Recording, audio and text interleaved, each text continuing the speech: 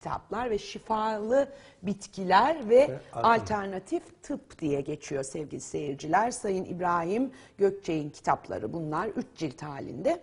Evet, şimdi bu bitki bilimi, tabii siz bu işle çok uğraştınız. Fütoterapi, yanlış söylemiyorsam. Evet. Lütfen siz bu işin eğitimini nerede, nasıl, ne şekilde aldınız ve niye böyle bir şeye merak saldığınızı öğrenmek istiyorum.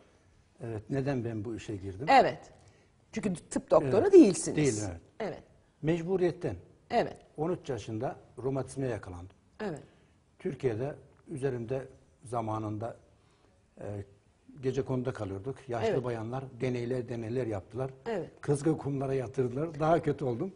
Hani gerçi bunlara da bir hani koca karı ilacı denir eskilerde, evet, değil mi? Eskilerin söylediği denir. Odur. Fakat daha sonra doktorların kortizonlu ve antibiyotik ilaçlarla sürekli mide ve bağırsak rahatsızları ortaya çıktı bende vesaire derken. Ama bir şifa buldunuz tabii, doktorlarımızı da Allah eksik etmesin. Sürekli ilaçlar aldık fakat bende bir fibromiyalji, yani yumuşak doku romatizması kaldı belimde. Evet. Yıllarca belime 3 metre uzunluğunda kuşak sarmak zorunda kaldım. Evet, hep sararlar ona, evet, biliriz. Dedeler gibi. Evet. Türkiye'de tedavi olamayınca Almanya'ya gitmiştim kimya mühendisi okumak için. Evet. Orada da baktım, orada da modern tıbbın yapacağı bir şey yok. Ben acaba ne yapabilirim? Kendimi tedavi etmek için bu işe girdim. Bir çaresizlikten mi? Çaresizlikten. Evet. Ağrılarınız mı çoktu? Tabii. Ben yılın 9 ayını takriben kuşak sarıyordum belime. Evet. Yoksa ağrıdan duramıyordum. Evet. Robot gibi oluyor. Eğilip bükülemiyor vesaire. Evet. 3 yıl üzerimde deneyler yaptıktan sonra bir formül geliştirdim romatizmaya karşı. 6 ay bu bitki çayını... Kendinizi kullandınız yani kobay olarak. Kobay olarak evet. kullandım. Evet. Kendim 6 ay bu özel geliştirdiğim romatizma çayını kullandıktan sonra bende bir şey kalmayınca Almanya'da görevliydim, camide, dernekte vesaire.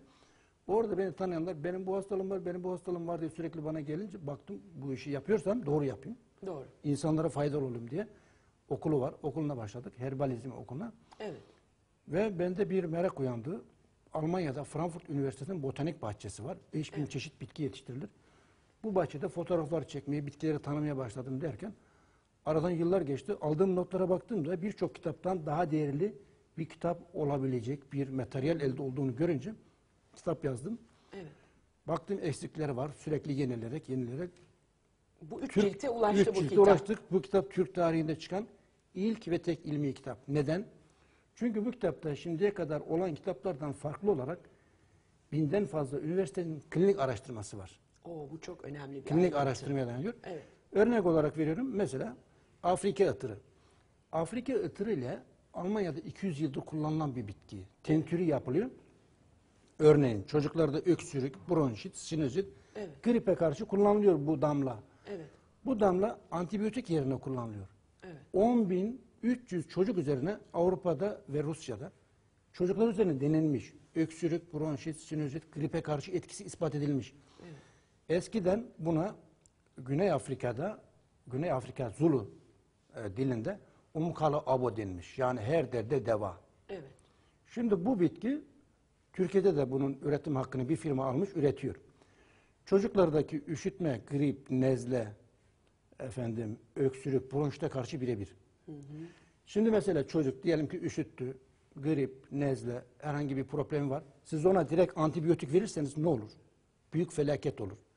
Şimdi öyle demeyelim de, çünkü doktorlarımız da bu konuda çok titiz davranıyorlar. Çocuklara hani ilaçları mümkün olduğunca hani onlara zarar vermeyecek şekilde zarar yapıyorlar. vermek istemiyor. Yani tabii. mutlaka bu tıp başka bir şey. Tıp doktorlarımızın tedavileri. Orası doğru. Ama sizinki de bir tamamlayıcı tıp olarak görünüyor şu anda. Alternatif tıp olarak görünüyor. Evet. Şimdi Almanya'da 60'lı 70'li yıllarda Alman kadınları bir hap kullandılar. Kontagan. Evet. Kontagan. İsmini vermeyelim. Bu kapandı yani, yasaklandı yani. Evet. Bu hap piyasadan kaldırıldı. Evet. Bu hapı kullanan bütün kadınların çocukları özürlü doğdu. Kolsuz, ayaksız veya zihinsel. %100 özürlü. Bu kanıtlandı mı? Tabii mahkeme kararıyla bu ilacın üretimi durduruldu. Evet. 11 yıl sürdü. 11 yıl boyunca televizyonlarda, gazetelerde sürekli yayın yapa Alman milleti bu konuda çok bilinçlendi. Evet. Şimdi bakıyorlar, bu kimyasal mı? Ondan vazgeçiyorlar. Şimdi Almanya'da eczanede satılan ilaçların %80'i bitkisel. Türkiye gibi değil. Evet. Orada çok büyük bir dönüşüm oldu. Evet. Ama gene Büyük de bir bizim felaket Türkiye'deki yaşadılar. ilaçların da kökeni bitkiler değil midir? Öyle bilinmez mi? Değil. Farmakolojide Şimdi mesela diyelim ki Amerika'da bir ilaç üretildi kansere karşı. Evet. Taxol. İsmi önemli değil.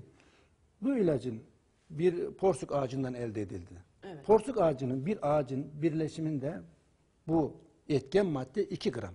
Evet. Bir kanser hastasını tedavi etmek için bir orman dolusu porsuk ağacını kesmek lazım. Onları destereyle kıymak lazım. Ekstraktını elde etmek lazım. Evet. Ve bundan bir ilaç üretmek lazım. Evet. Yani doğal olarak üretmek isterseniz. evet. Bunu Ama mutlaka içine- mümkün olmadığı için bunu sentetik olarak üretebilmek için New York Kanserojen Araştırmalar Merkezi bunun üzerinde 36 yıl çalıştıktan sonra sentetik olarak kimyasal maddelerden sentetik olarak ana porsuk ağacında bulunan maddeye yakın bir madde elde ettiler kansere karşı. Evet. 36 yıl. Tamamen sentetik. Evet.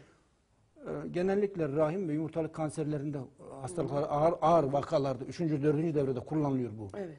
Evet. Yani ana maddesi bunun bitkisel fakat şimdi sentetik elde edildi.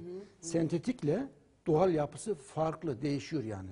Birbirini benzese de Ve fakat kullanılıyor o zaman Kullanılıyor, bu. tabii, Kullanılıyor. tabii. Belki de bundan da şifa bulan insanlar çok oluyor Tabii. diyebiliriz. Şimdi efendim bugün sizinle konuşmak istediğim şey alerji.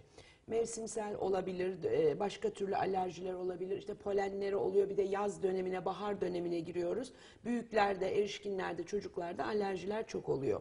Şimdi efendim bu alerjilerin türlerine göre mi siz bu bitkilerle bir karışım mı hazırlıyorsunuz veya bunları nasıl yapıyorsunuz veya bu alerjilerin ne olduğunu nasıl tespit ediyorsunuz veya doktorlarla mı beraber götürüyorsunuz bu tamam işi? şöyle alerji testini doktorlarımız yapıyor, teşhis Evet, yapıyorlar. evet, tanı konuyor. Tanı konuyor. Eğer ki bir hasta alerjik rinit ve polen alerjisi, besin alerjisi, atopik eksem her türlü alerjinin tek bir sebebi var. Evet, Vücudun histamin kortizon dengesi bozuluyor. Histamin kortizon nedir? Böbrek üstü bezeleri kortizon, mast selin dediğimiz ana hücreler histamin salgılar. evet, Vücudun histamin kortizon dengesi şaşmaz. Nanogram dahi eksik veya fazla olmaz.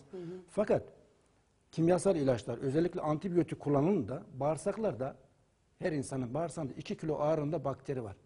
Bunlara probiyotik faydalı bakteri denir. Bağırsak çiçekleri denir. Bağırsak çiçekleri bağırsakların hareketini sağlayan evet, bakteriler. bakteriler. Bunlar vitamin üretirler. B2, B3, B6, B12, K vitamini vesaire. Evet. Lifli besinleri parçalarını, yağları yağ asitini, proteinleri amino asitleri vesaire dönüştürürler. Evet. Kişi antibiyotik aldığında zararlı bakteriler öldüğü gibi faydalı bakteriler de yok oluyor. Faydalı bakteri azaldığı zaman yerine mantarlar yerleşir. Mantarlar Tabii toksik bu madde sizin üretir. iddianız şu anda. Yok, bu Almanca bilimsel mi? Bilimsel. Almanca çok dergi var. Türkiye'de gibi değil.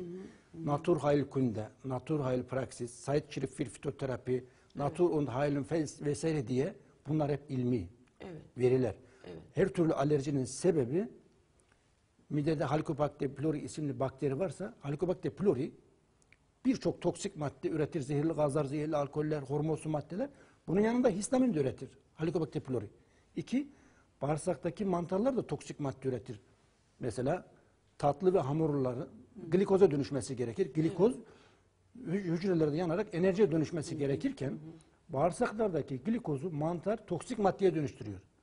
Mesela etan, metan, butan gibi gazlar, etil alkol, metil alkol, bütül alkol gibi zehirli alkoller, amonyak. Mesela bunları mantarlar üretiyor. Veyahut da histamin gibi, penisilin gibi toksik madde üretiyor mantarlar. Evet. Bu toksik maddeler ne oluyor? Üretilen mantarların üretmiş olduğu toksik maddeler bağırsağın içerisini yakıyor. Evet. Tahrip ve tahriş ediyor. Normal olarak ince bağırsak günde 3 ila 4 litre sindirim salgısı salgılar. Mide 1 ila 1,5, karaciğer 1,5 ila 2, pankreas 700 ila 800 mililitre, yani toplam sindirim organları 7 ila 8 litre sindirim salgısı salgılar. Evet. Bu sindirim salgılarından biri de ince bağırsağın salgılamış olduğu diaminooksidaz denen bir enzim. DAO. Bu enzim çok önemli bizim için. Neden? Bu enzim karaciğerde, böbreklerde, akciğerlerde depol olarak hazır bulunur. Niçin? Histamin oranı yükselirse bu enzim devreye girer, histamini yok eder. Evet. Eğer ki enzim oranı azalırsa histamin oranı sürekli yükselir.